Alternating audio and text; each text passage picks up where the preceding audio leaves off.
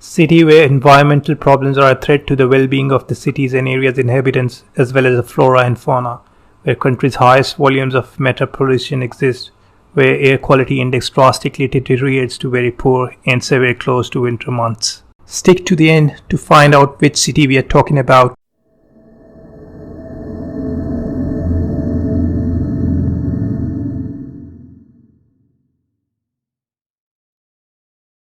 Where overpopulation or overusage of scarce resources such as water put heavy pressure on the environment, unclean engines, road dust, and industry contribute heavily in air pollution.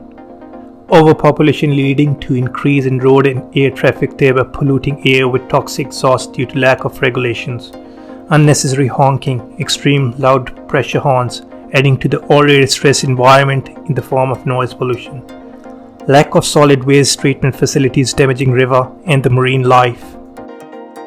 Air pollution, the number one contributing factor in the city's bad repute, is caused by industry, construction, waste burning transportation, electricity generation, diesel exhaust, natural dust, wildfires, coal and wood usage, and episodic agricultural burning.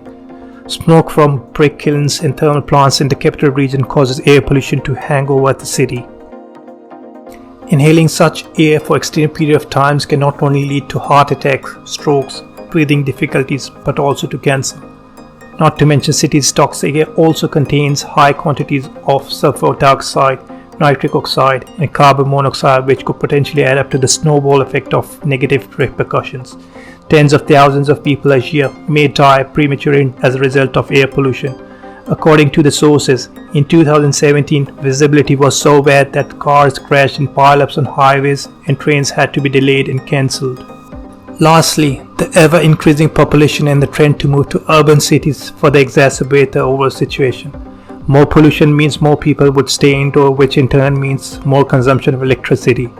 This process then increases the demand for more coal and wood usage, thereby creating a feedback loop. Open defecation is a very common practice in parts of the city. Poor sanitation, crowded slums, lack of proper infrastructure, and most important, deep ingrained cultural roots of keeping toilets away from the houses have all contributed in this mayhem. Additionally, the system has often failed to properly maintain public toilets after they are built. It harms people's health in various ways.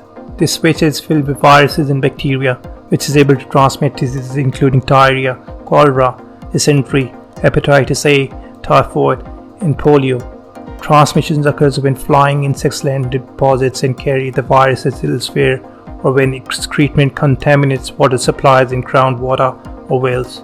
Poor hygiene practices like not washing hands after defecating are also common in such communities, making these areas especially susceptible to diseases.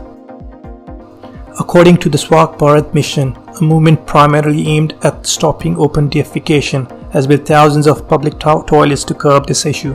While it has controlled the underlying problem, the work of this program is far from over, particularly as the coronavirus pandemic rages in the country. Change in mindset and continued improvements and maintenance in the infrastructure is needed to exterminate this ill practice. By this time, you might have guessed which city I am referring to. This is India's capital, New Delhi. The city is moving simultaneously on all fronts to control pollution, energy, transport, and agriculture.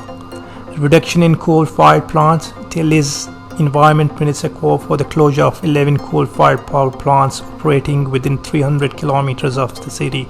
Similarly, the city government ordered 1,200 factories to shut with stricter controls and inspections of emitters. Cleaner transport. Mobile enforcement teams checking pollution of vehicles by public awareness campaigns, investment in mass rapid transport systems, and phasing out all commercial vehicles is the key agenda for a cleaner and environmental friendly transport.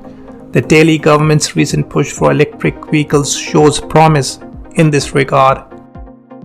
Better farming practices. In 2019, India's Supreme Court ordered a complete halt to the practice of stubble burning and reprimanded authorities in two of these states, Punjab and Haryana, for allowing this illegal practice to continue.